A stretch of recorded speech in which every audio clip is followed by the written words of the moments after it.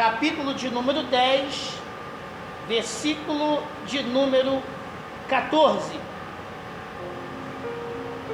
Diz assim a palavra de Deus. Glória a Deus. Diz assim a palavra de Deus em Romanos 10, 14. Como, pois, invocarão em quem não creram? E como crerão naquele de quem não ouviram? E como ouvirão, se não há quem pregue? Como, pois, invocarão aquele em quem não creram? E como crerão naquele de quem não ouviram? E como ouvirão, se não há quem pregue? Pode sentar.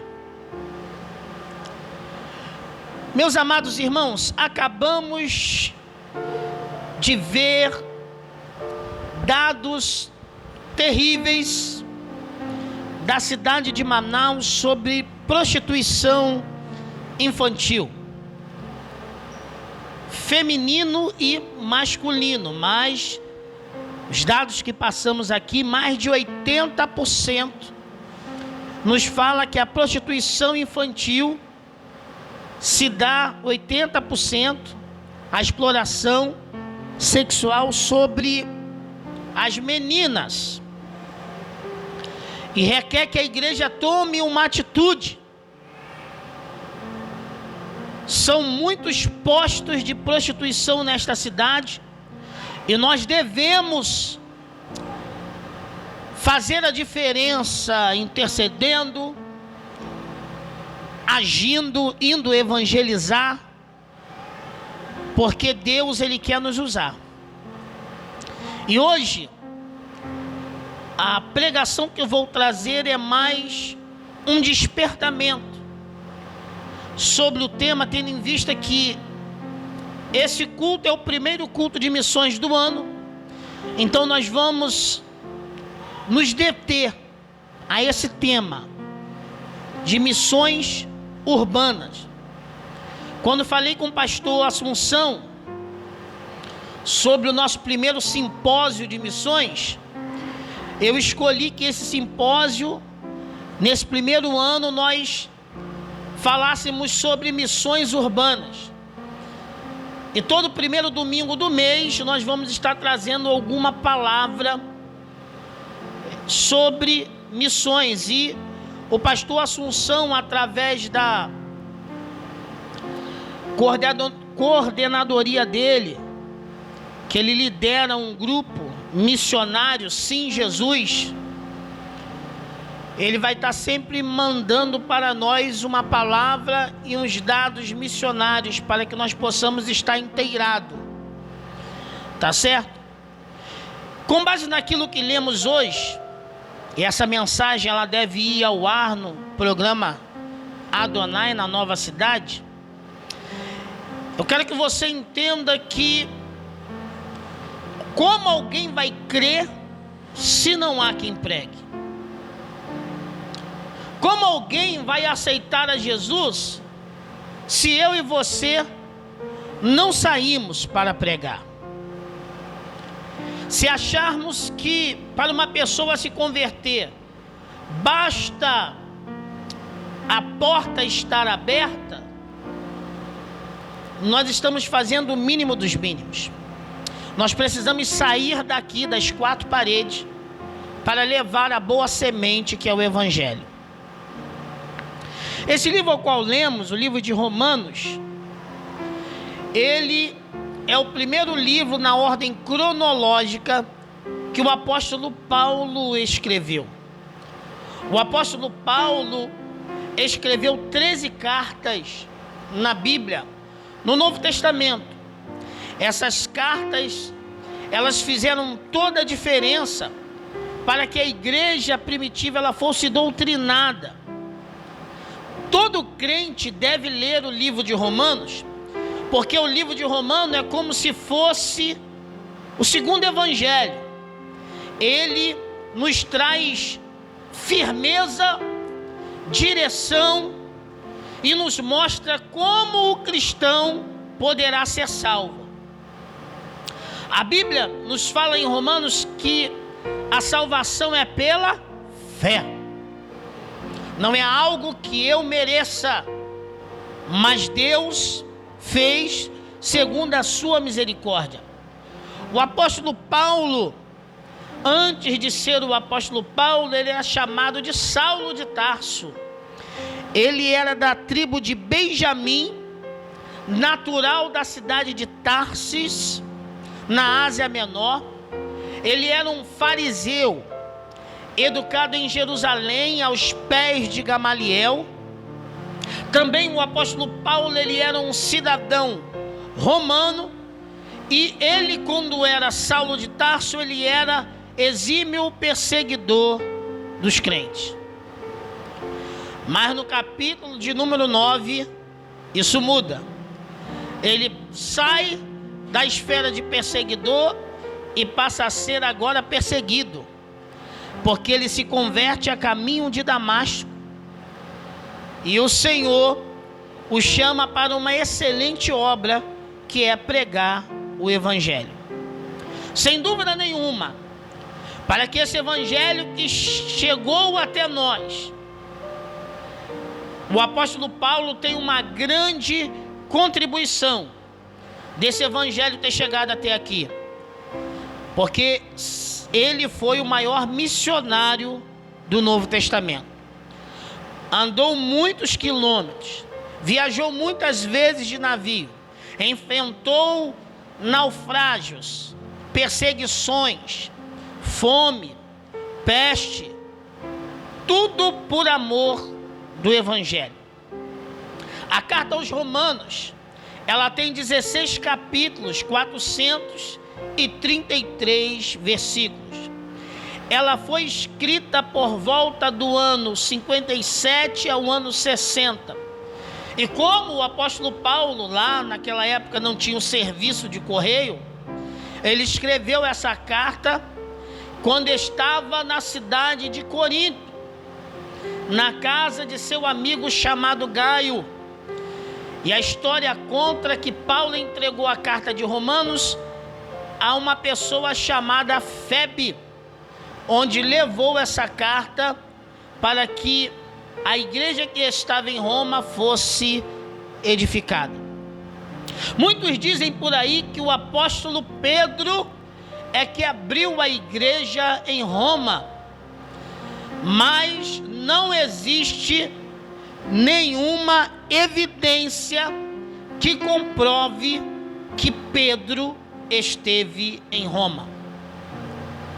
Porém, nós vemos que quando os judeus cristãos, eles começaram a ser perseguidos, a igreja, ela se expandiu, porque eles começaram a sair de Jerusalém e começaram a ir para as cidades circunvizinhas, e foi levando-se o evangelho às cidades que, mesmo sendo dominada por Roma, que era a capital do mundo naquela época, mas os cristãos começaram a abrir igrejas, e não se sabe quem abriu a igreja em Roma.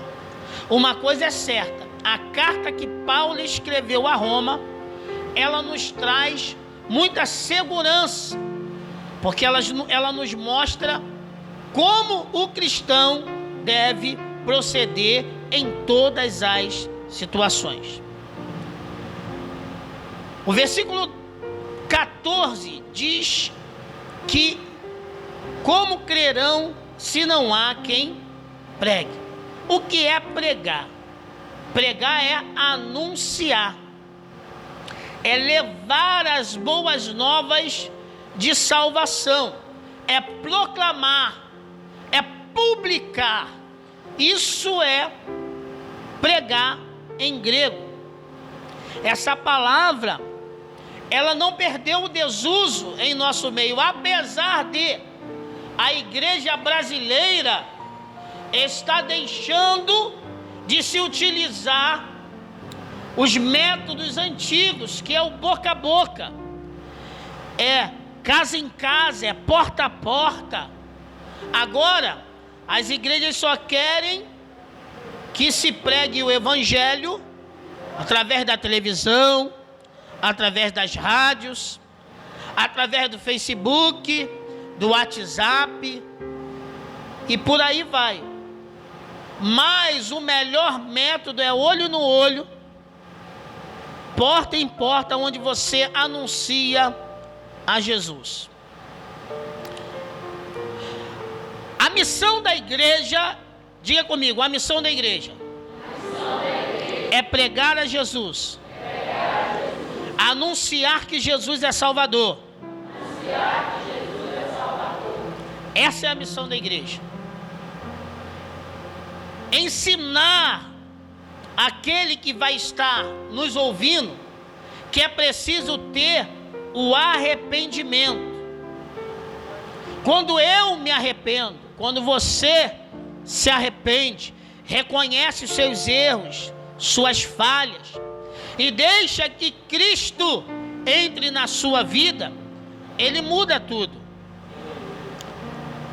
A Bíblia nos fala o seguinte: e disse-lhe, assim está escrito, assim convinha que Cristo padecesse ao terceiro dia, ressuscitasse dentre os mortos, e em seu nome se pregasse o arrependimento para a remissão dos pecados. Nós temos a missão de pregar. Aí você fala assim: pastor, eu não sei nem para mim como eu vou falar para os outros, né? Eu não sei nem para mim como é que eu vou falar para os outros. Mas é sua obrigação conhecer o Evangelho. E nós só conhecemos o Evangelho quando nós lemos, estudamos. Não basta ser ouvinte, tem que ser praticante. Como Deus vai usar se ninguém se coloca na brecha? Como Deus vai usar se quando a gente convoca você fala: Senhor, eu não? Usa o fulano, usa o Bertano. A Bíblia diz que Jesus está às portas, gente. E o Evangelho, ele precisa ser pregado em todo o mundo. E quem vai levar esse Evangelho não é o mundo, é a igreja.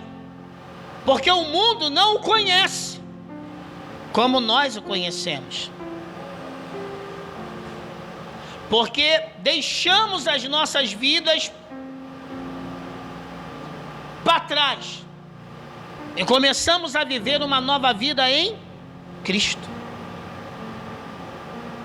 Você já imaginou se o apóstolo Paulo não tivesse se levantado, como seria das igrejas gentílicas onde Paulo foi?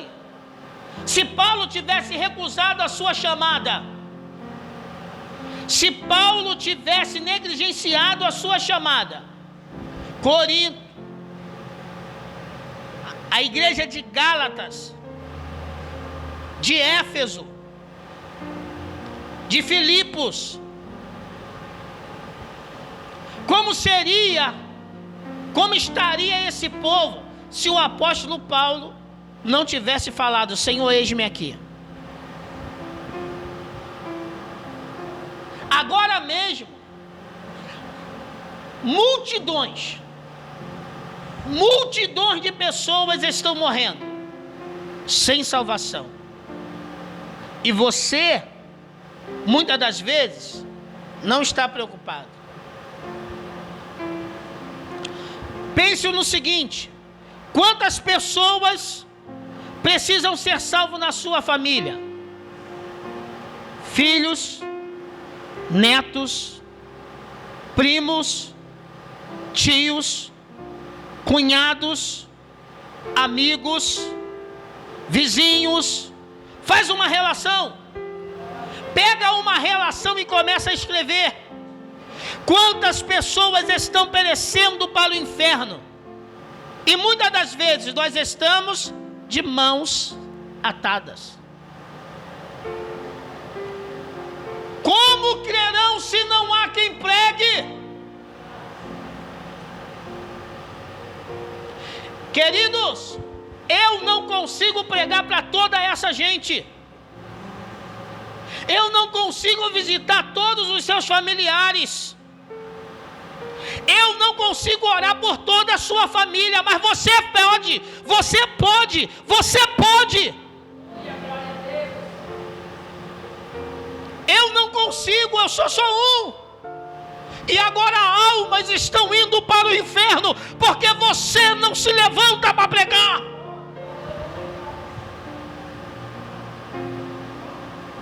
Isso deveria ser motivo de insônia para você. Você deveria ter anotado num papel o nome das pessoas que você quer que se salve.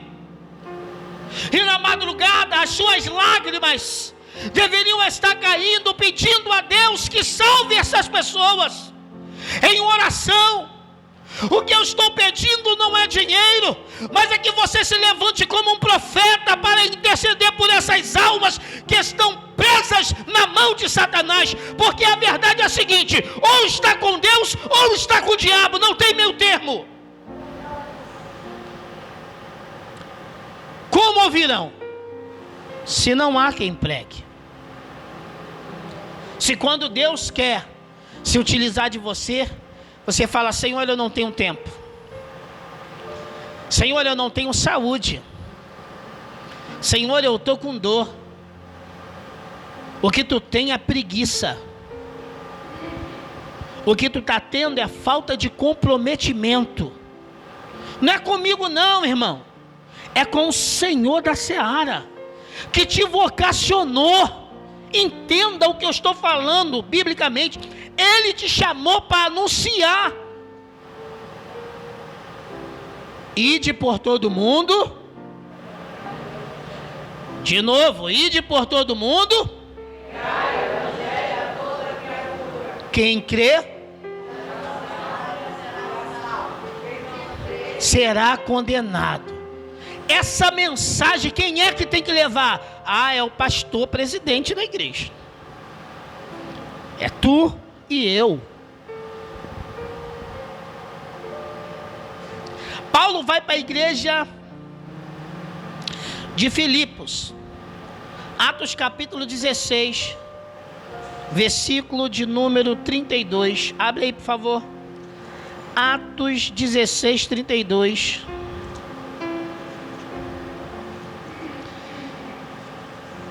Paulo está preso junto com Silas.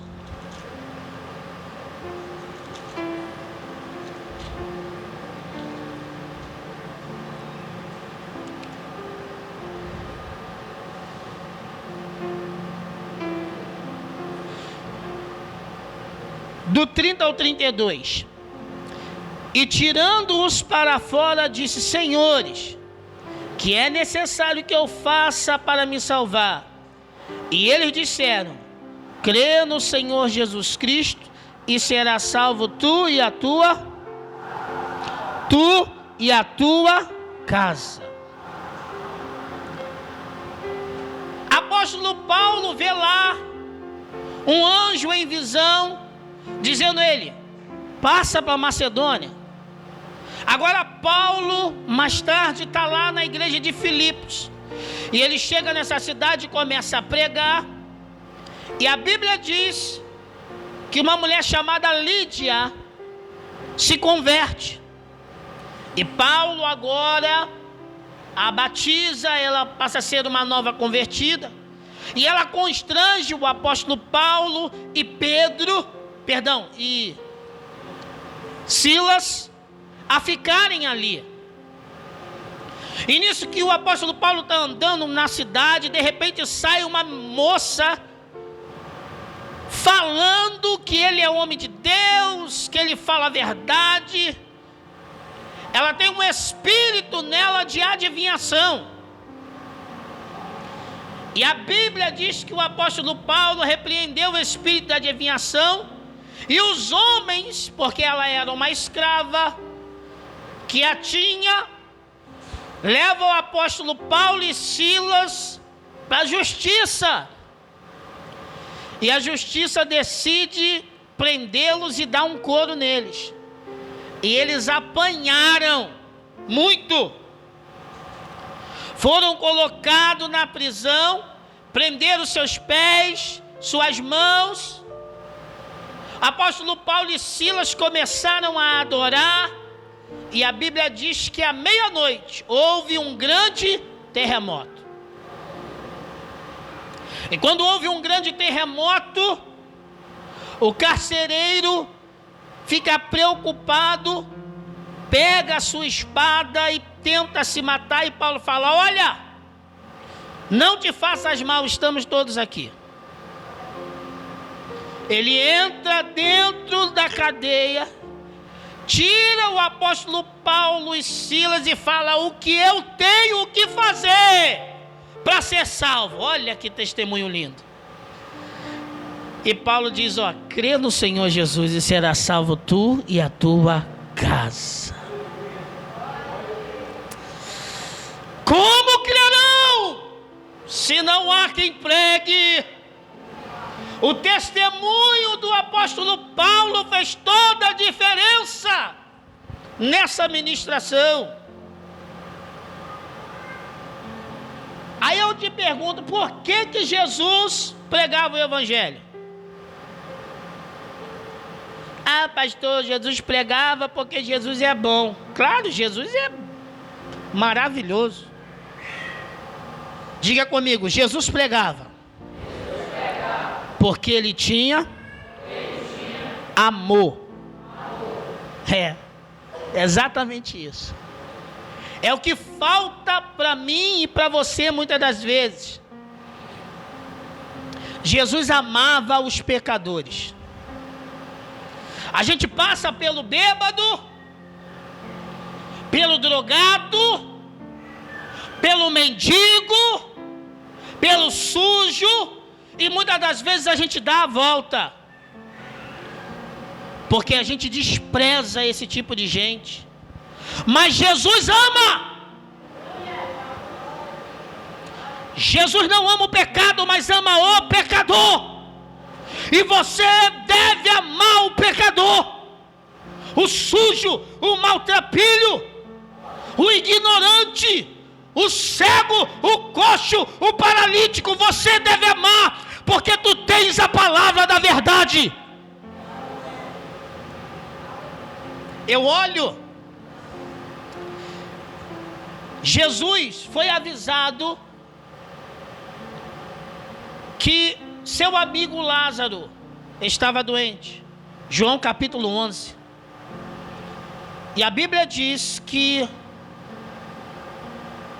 nesse interim Jesus dá um tempo por ali e Lázaro morre. Depois de 4 dias Jesus volta à cidade. E quando Jesus volta à cidade, a cidade está uma comoção. Betânia está numa comoção só, por causa da morte de Lázaro. Lázaro era muito querido. E a Bíblia diz em João 11:33 que Jesus se moveu de íntima compaixão. Será que a gente tem compaixão, irmão? Compaixão pelas almas, pelo pecador. É viver o evangelho, não é viver do evangelho, é viver o evangelho. É olhar para o pecador com tristeza porque ele está no pecado, mas ter esperança de ser um profeta, uma profeta ou um profeta que vai levar a verdade que liberta. Porque a Bíblia diz: conhecereis a verdade e a verdade... Como ouvirão se não há quem pregue?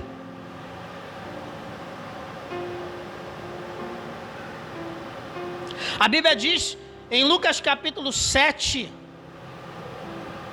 que Jesus está perto de uma cidade chamada Naim, e está vindo um cortejo fúnebre, e lá tem uma viúva que o seu único filho está morto no caixão. E Jesus olha para a viúva e ele se enche de íntima compaixão. Jesus amoroso. Jesus vai até ela e diz: mulher, não chores. Em Lucas capítulo 8, a Bíblia diz que Jesus está andando e uma multidão o oprime.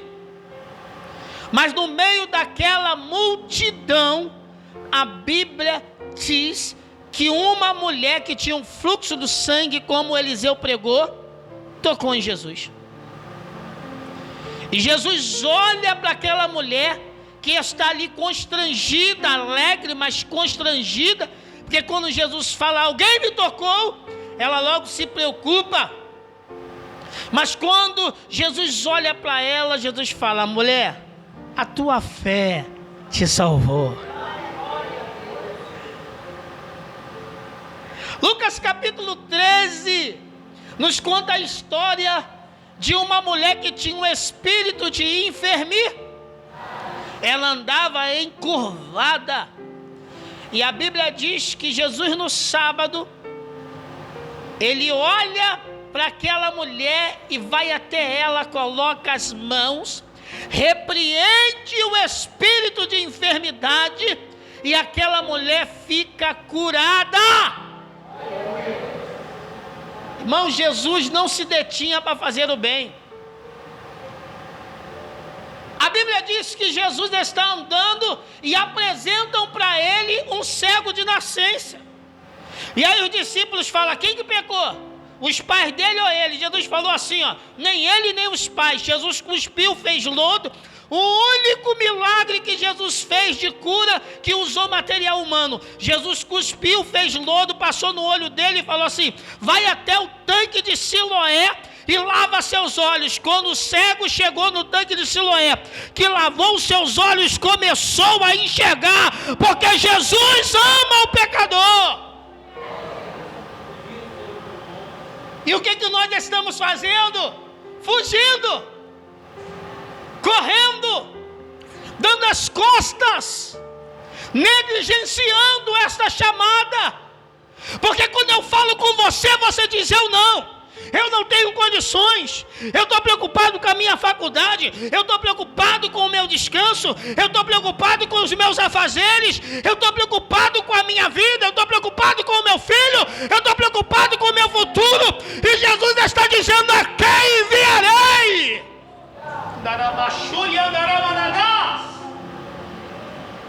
Tudo isso é importante, beleza, mas nada pode deter a missão da igreja de levar o evangelho de Cristo. Glória a Deus.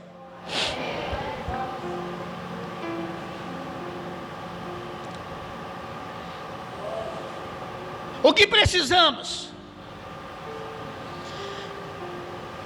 Precisamos de um reavivamento, uma mudança, para produzir em nós o desejo de pregar esse evangelho. Em João capítulo 4, versículo 35 diz o seguinte: levantai os vossos olhos e vede as terras que já estão brancas para a ceifa. Não adianta ter colheita, ter muitas coisas no campo, se não há quem colha. Se não há trabalhadores, o que vai acontecer com a colheita? Vai estragar. O mundo está gritando por uma atitude nossa. Eu estou falando aqui de levar o evangelho, mas nós precisamos trabalhar mais a nossa parte social. Levar comida a quem necessita. Hoje é culto de primícias. Olha aqui.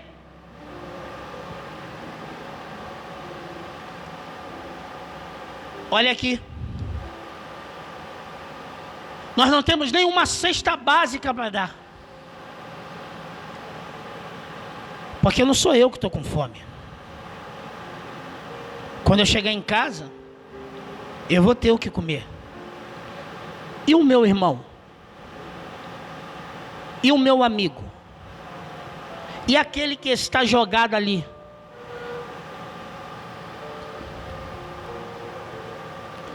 Igreja não vai sustentar ninguém, mas nós vamos orientar e ajudar. Quem pode dizer amém?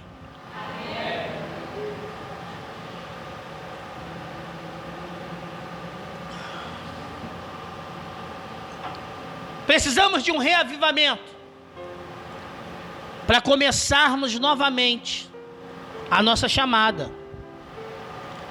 E quando eu, pastor da igreja, falar assim, eu preciso de um grupo para visitar a irmã que está enferma, se levante aí a igreja, não, eu vou. Eu falo, então vai fulano, Bertano, ciclano. Agora quando eu chego aqui, eu preciso de uma ajuda. Exemplo, vou dar um exemplo simples, que é fazer a obra de Deus. A laje estava suja. Nós viemos para cá com os irmãos que aceitaram. Descemos 19 sacos de lixo daí de cima. 19. 3 horas de trabalho, terminamos tudo. Quando nós queremos fazer, fazemos. E fazemos bem feito.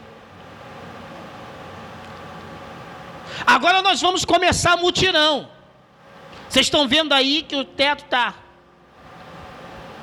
Vamos emassar tudo. Desde já, colocamos aí. Nós precisamos de 2 latas de massa acrílica. Eu já comprei uma, tá ali, ó. Nós precisamos de mais 2 latas de 18 litros de massa acrílica, para emassarmos toda essa parede lateral aqui. Talvez você não possa dar. Pastor, quanto custa uma massa acrílica? Daquela ali, que eu comprei, é R$79. Talvez você não pode tirar R$79 para dar.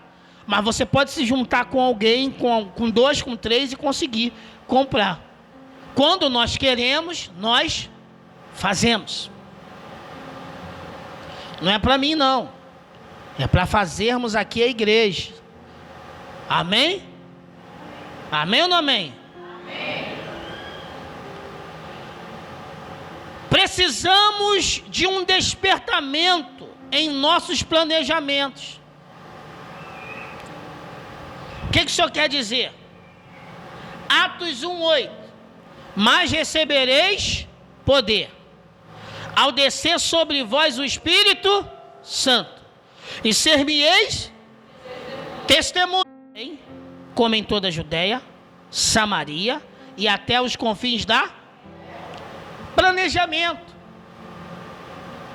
Vamos fazer e atacar esse objetivo. Vamos evangelizar essa área. Vamos visitar tal pessoa, até que Deus faça a obra. Hoje é dia 5. Quantas pessoas você visitou para convidar para ouvir a palavra de Deus?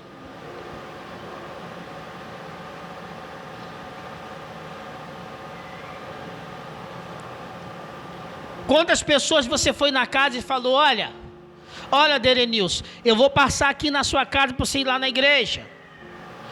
Vou chegar mais cedo, aí a gente vai junto. Muitas das vezes a gente passa pela pessoa e fala, olha, você que se vire, se salve sozinha. Ela não tem apoio, não tem amigos, ela não consegue vir à igreja. Porque é algo espiritual, irmãos.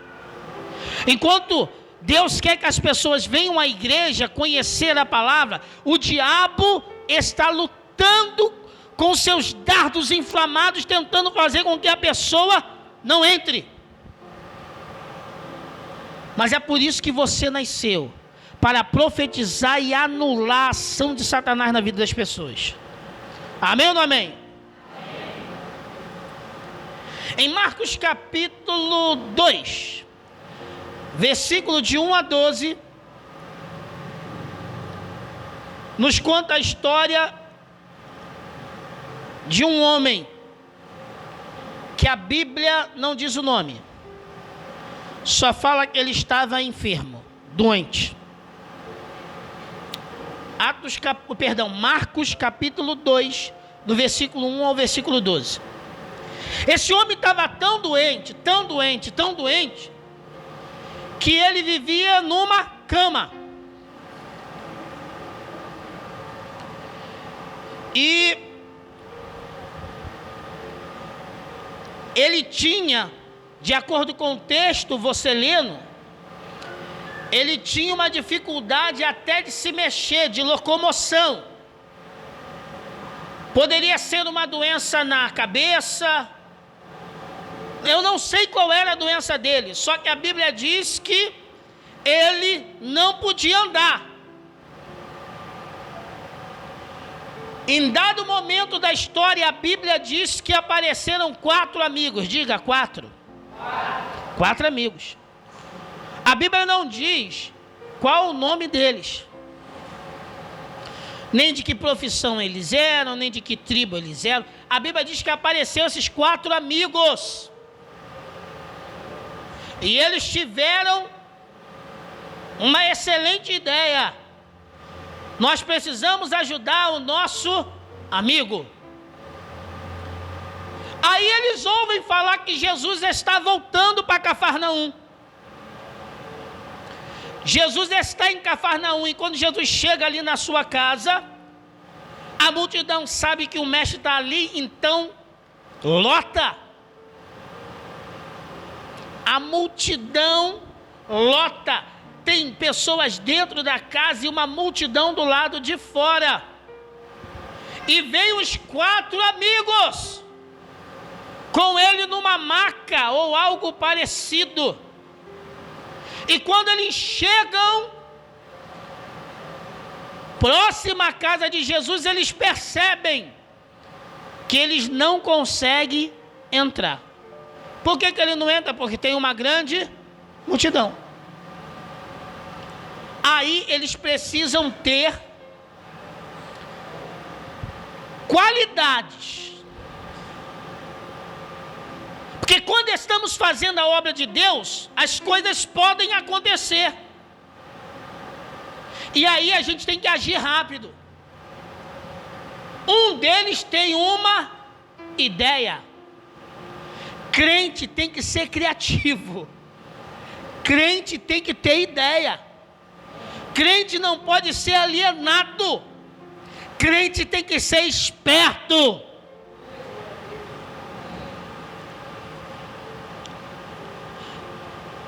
Do versículo 1, eles olham a dificuldade. Qual é a dificuldade? Multidão, porta fechada, não tem como entrar. Para muitos, o que eles iriam fazer? Poxa, não dá para entrar, eu vou embora. É ou não é? Vou embora. Eu tentei, tá? Ó, fala para todo mundo aí que eu tentei. Eu cheguei até Jesus, mas quando eu cheguei na porta, olha, eu tentei. Crente não tenta, irmão. Crente prossegue até atingir o objetivo. Eu não posso desistir no meio do trajeto, perto da vitória. Eu não desisto. Eu vou até o fim. Você vai até o fim. Um deles teve uma maravilhosa ideia. Vamos subir no telhado. Agora olha aqui para mim. O cara falou, vamos subir no telhado. Imagina, irmãos, o doente, presbítero do homicídio, imagina o doente na maca, dizendo assim, vocês estão doidos, rapaz, vamos subir no telhado, não tem nada. Aí um fala assim, peraí que eu vou pegar uma corda com o vizinho. E eles saem por ali, acham uma corda, amarram o moço, 2 ficam embaixo, 2 em cima, e começam a subir, irmão. Eles são criativos. Não deu certo de um jeito, eu tento do outro. Não deu certo, eu tento de novo, porque eu prossigo para o meu objetivo. Mesmo que a porta esteja fechada, eu uso a minha fé, porque Deus abre porta onde não tem porta. Queridão, é preciso ter o quê? Determinação. Eu quero algo, eu preciso correr atrás. Do céu é chuva e o que passarinho faz. No mundo é aflição, é luta. Eu preciso ter coragem para enfrentar o desafio. Ah, pastor, eu estou cansado. Eu estou desanimado. Não desanimes. Irmãos, ideia, criatividade, determinação subiram. Eu fico imaginando Jesus pregando. De repente, aquele barulho de trec, trec. E começa a iluminar ali a cabeça de Jesus. Porque olha só, ele desce doente exatamente no compartimento que Jesus está. Leia o texto. Começa a clarear e Jesus está pregando. E começa a clarear e Jesus olha para cima. Lá vem o doente. E Jesus se amarra naquela atitude, porque Jesus ama aquele que usa fé, aquele que não para, aquele que não desiste, aquele que ele leva, ele vai atrás mesmo do pecador. Ele não desiste daquele que está alcoolizado, ele não desiste daquele que está drogado, ele não desiste. As instituições estão dizendo que não tem jeito, mas Jesus está dizendo para você: eu sou a ressurreição e a vida, sou eu que liberto, sou eu que curo, sou eu que transformo, sou eu. É usar a fé. Descendo doente, Jesus sorri com aquilo, irmãos. Jesus se alegra com aquela atitude e Jesus cura. Jesus faz a parte dele, mas está faltando fazer a nossa. Como ouvirão se não há quem pregue? Como? E a Bíblia diz que a fé daqueles homens, que Jesus podia curar aquele doente, Jesus olha para aquele moço e diz: olha, a tua fé, em outras palavras, a tua fé te salvou, pega a tua cama e vai. Ele saiu, entrou sem movimentos pelo telhado, mas quando ele saiu com a cama na mão, dizendo: só o Senhor é Deus, só o Senhor é Deus, só o Senhor é Deus. Eu preciso me levantar para pregar.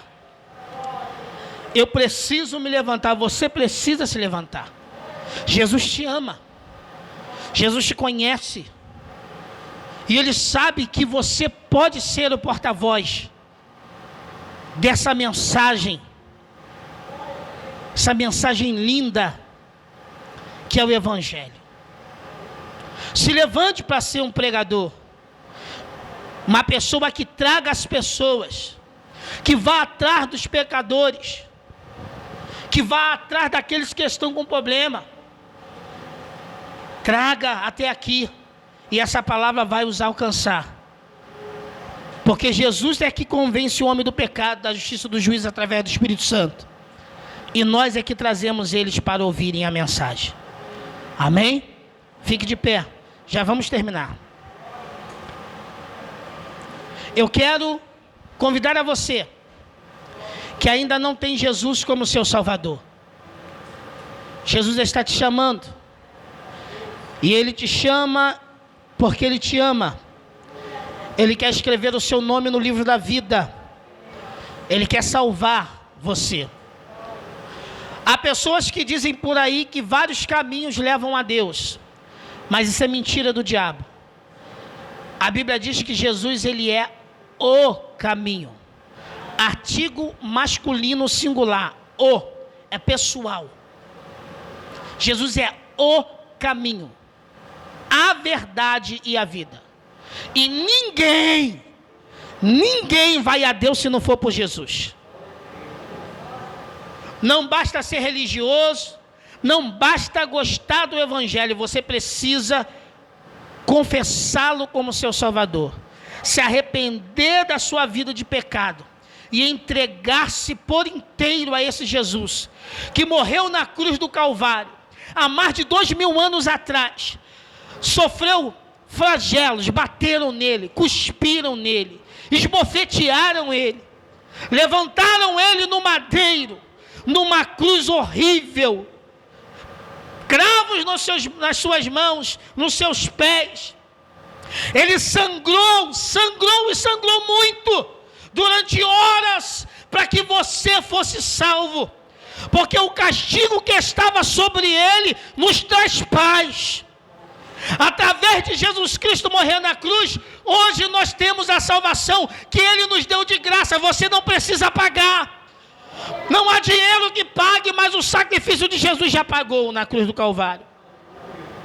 Se há alguém que quer confessar a Jesus, venha até aqui à frente, levante a sua mão, e eu quero orar por você nessa noite. Há alguém? Se não há, que Deus em Cristo te abençoe e te dê uma outra oportunidade. Que Deus te abençoe, meu irmão. Amém.